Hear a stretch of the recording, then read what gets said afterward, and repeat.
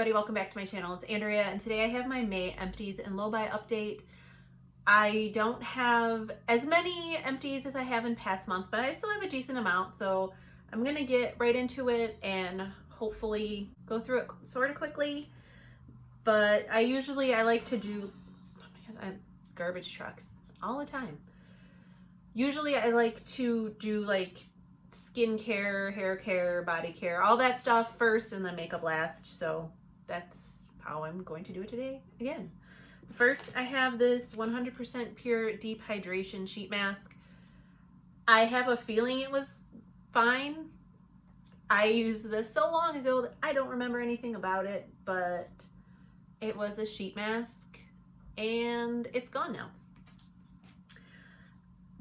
Then I have an empty that you would have seen in my 50 Shades of Purple project pan update that I just posted.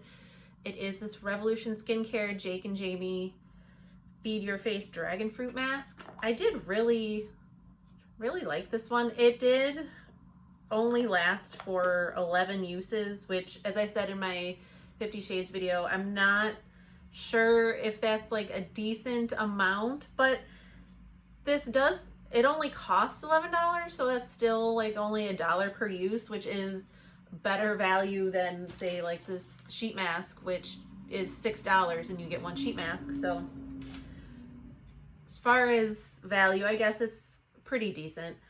I originally bought this from Ulta, but they no longer carry it, but they still do carry it on the Revolution website. I don't know that I would ever purchase it again if my only choice is the Revolution website, just because I don't really, not that I dislike Makeup Revolution. I have no strong feelings towards them one way or the other.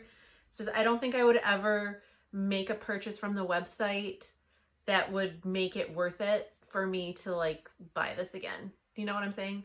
So if for some reason I ever really need to buy something from Makeup Revolution and it'll be worth my while, then I'll pick this up again. But otherwise, I will just find another face mask to use. I finished up this Soap & Glory The Righteous Butter Body Butter. It still smells really strong in here, even though it's washed out and been sitting for a while, but it doesn't smell bad, but it's a very heavy scent and it lasted for a long time. So if you're, and I think that Soap & Glory and I think Number 7 are the two brands that are like, they kind of have a fragrance problem where they put way too much fragrance in their stuff. So if you're sensitive to that at all, I would not recommend this, but it was a decent enough body butter. I only use it on my legs because I'm not a lotion person. I don't like to put lotion on my whole body because it's too time consuming. So it was decent. It did make my legs feel nice and soft, and they smelled good, but they smelled for a long time. So in a good way. Yeah, I finished up one of my Hask shampoos. This is the Shea Butter and Hibiscus Oil. It's an anti-frizz shampoo. I do like it. I don't know that it really does a ton of anti-frizz. I would repurchase this, but now that Garnier is cruelty-free, they have, it's like the whole blends or something. It's got like a bee and a honeycomb on it. I don't remember. I think it's called Whole Blends, but I love that shampoo and conditioner, and now that they're cruelty-free, I can buy it. So once I've used up all of my like Hask shampoos and conditioners, which I think I have one of each open in my shower, and I think I have a backup shampoo and conditioner from this brand. So after those are gone, I'll probably try the Garnier one again because I really did like that one. And if you buy the big bottles, they're seriously, the big bottles of the Garnier ones are like this big, and I'm pretty sure the conditioner lasted me for like a year, which I know apparently I use conditioner differently than everyone else. Like everybody else goes through conditioner so fast and they have trouble going through shampoo. Like I'm kind of the opposite. So then I saved the wrapper because there's obviously no other packaging, but it's the Shea Moisture African Black Soap. I really like this bar soap. It is gigantic. It's an 8-ounce bar soap, so it's double the size of a normal bar soap. And I use it not only for washing my face in the morning, but also like when I remove my makeup with my reusable cotton rounds, I'll wash them with the charcoal soap before I stick them in like my little laundry bag to actually go through the machine, because I feel like it's all that extra residue out and it makes them cleaner after they've been washed. So I really like this. I will continue to purchase it. It's not that it's that big of a price difference, but it is like $5.99 at Ulta versus like $3.99 at Target. So I'll just continue to buy this from Target because it's $2 cheaper, and why wouldn't I save $2? Next, I have this little sample of this DermaDoctor DDI Dermatologically Defining Eye Radiance Cream SPF 30. So this was also in my 50 Shades of Purple project pan, and I can't be bothered to look right the second, but I got a surprising amount of uses out of this, like 20 uses or something crazy like that, because you just need a little bit. As far as an eye cream, I don't know that it did anything. My under eyes are, I think, a little more sensitive, so I didn't super care for this product. I would definitely not purchase it, but it's one of the few like sample foil packets that I had, and I wanted to use it, and it was purple, so I thought, let's throw it in that project. So now this is gone.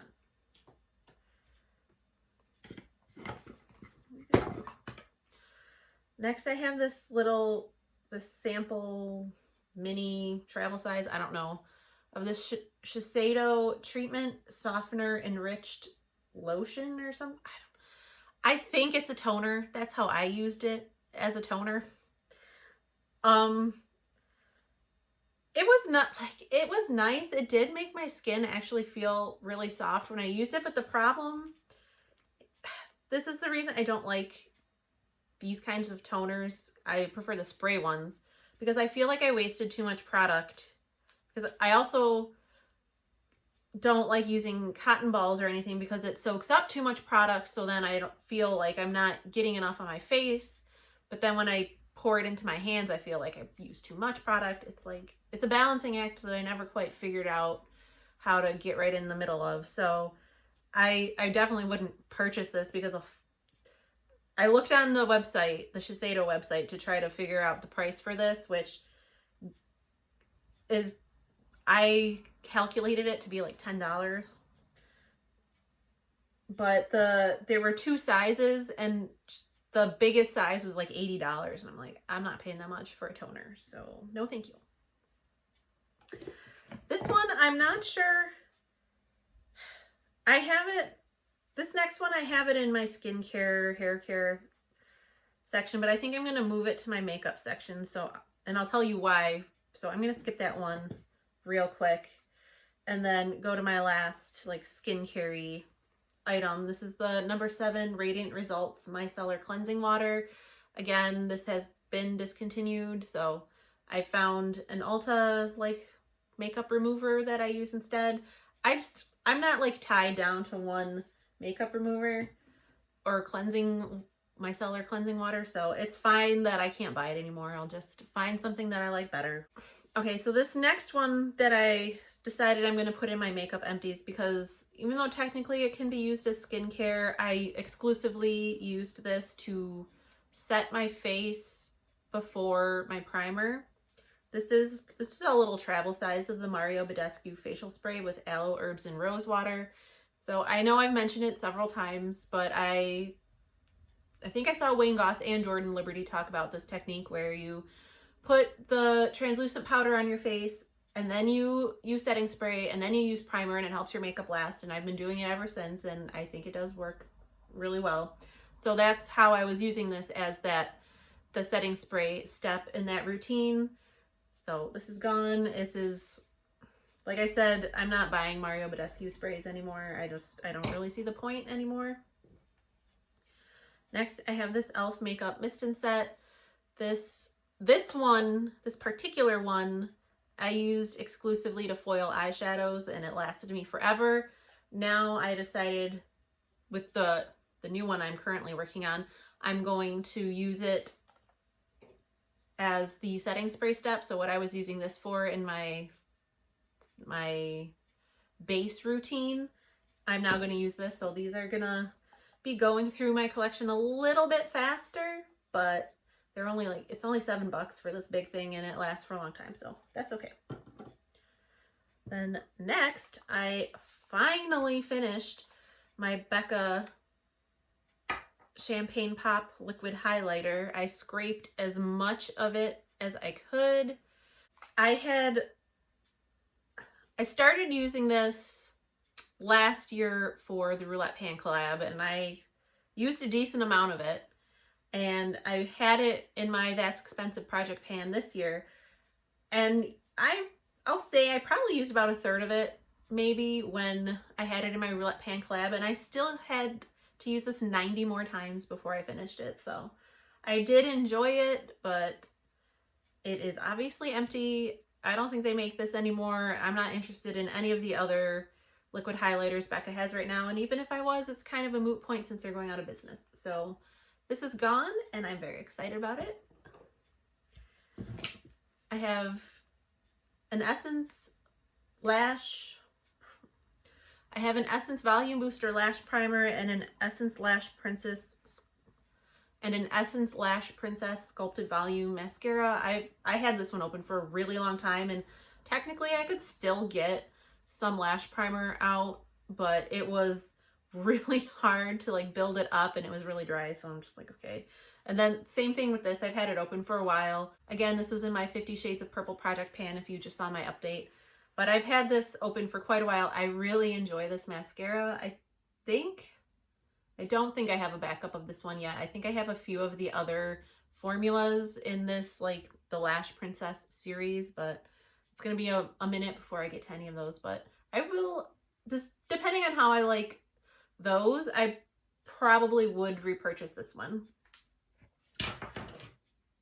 And then my last empty for the month is this Julep It's Balm Lip Crayon in the shade Blossom Pink Cream.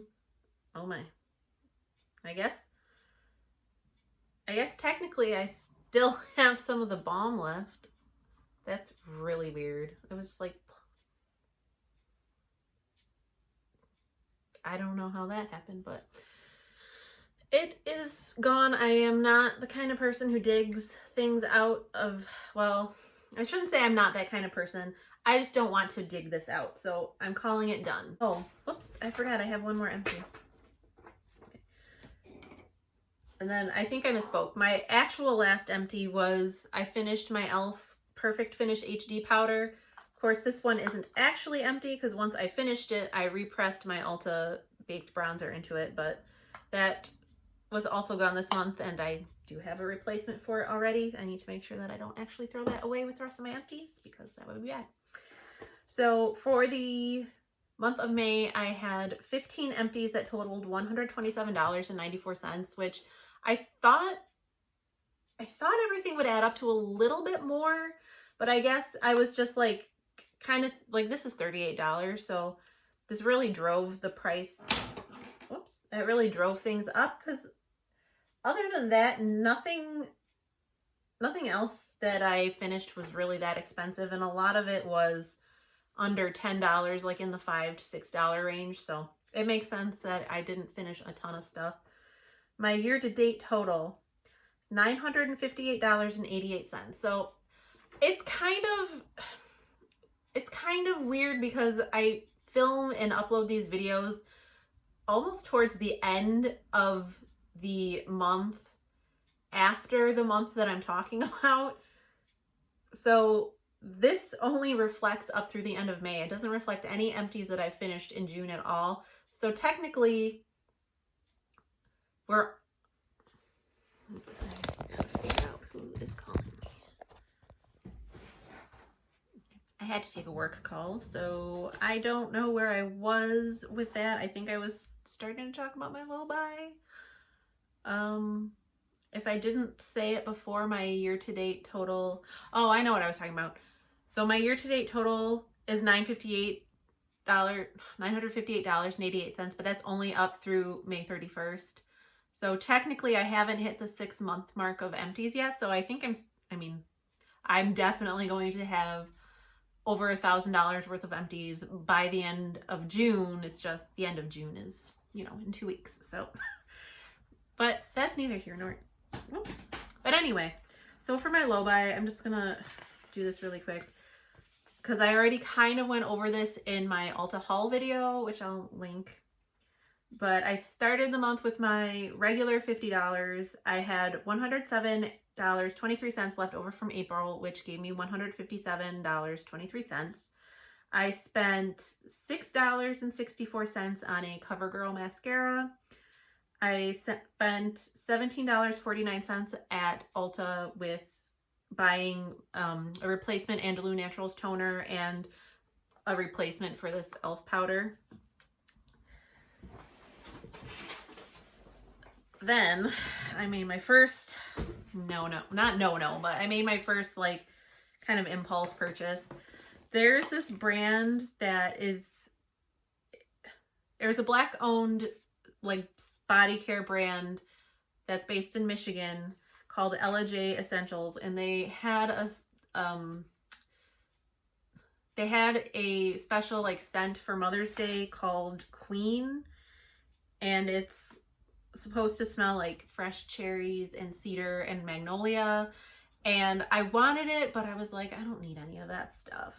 But then I was looking like a couple days before Mother's Day, and you could only buy it, you could buy it in like a 3-piece set or like the full set, and it was $75 for the full set. And I'm like, well, that's the one I would want because it has the rollerball perfume, which is what I wanted. But it was $75, so I'm like, that's too much. And then I was looking, I think I got an email or something, and it was on sale for only $60. So I'm like, well, I'll get that. So it smells really good. I don't get much like fresh cherry scent, but so it comes with a whipped sugar scrub, some wax melts, which honestly I'm probably gonna save for like a giveaway or something because I don't do wax melts, but I'm still not gonna like parcel that out of what I spent. I have a body butter, a reset the room spray, which actually feels like it comes in like a glass bottle, which that's nice, and a body wash, and the rollerball perfume. So this felt like there was one more thing. I guess it's the 6-piece selection.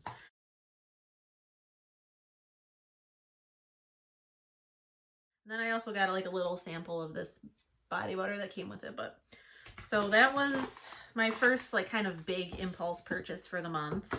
And that was $60 if I didn't say that. And then my Ulta haul, which even though I spent more than this, what counted toward my low buy was $63.47. So that means I spent $147.60 in the month of May, which is by far the most I've spent so far this year. And that left me with only $9.63 in my beauty budget, which means starting for June, I have a beauty budget of $59.63.